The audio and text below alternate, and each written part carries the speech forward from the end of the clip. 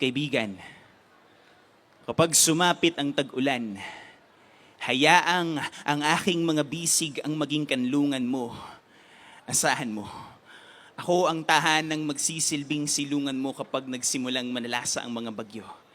At sa iyong pananatili ay makakatagpo ka ng mainit na yakap na alam ko na matagal mo nang inaasahan buhat sa mga taong nakapaligid sa iyo. At oo, ramdam ko na matagal mo nang hinihintay ang pagtila at pagtahan ng sarili mong tag-ulan dahil sa mga sugat at galos na iyong natamo buhat nung ikaw ay masaktan.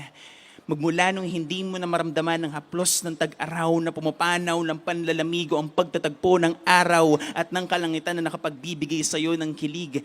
Kaya kaibigan, kapag sumapit ang tag-ulan, sasamahan kita sa iyong paglalakad na kahit umampas man ang malakas na pag-ihip ng hangin ay hindi ka na matatangay dahil sa mga kamay ko.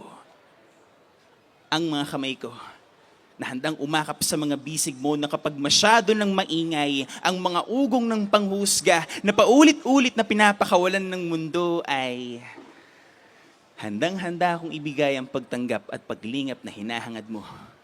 Kaya halika, hawakan mo ang aking mga kamay, sabay natin tahakin itong daan, wag mong alalahanin ang bawat pagpatak ng ulan dahil ako ang magsisilbi mong payong susukob sa iyo upang di ka na muling makaramdam ng pag-iisa at ng kalungkutan. At kapag sa sandaling sumapit na ang tag-araw o kahit dumating man muli ang tag-ulan, kaibigan, makakaasa ka. Hindi na ako kailanman lilisan pa.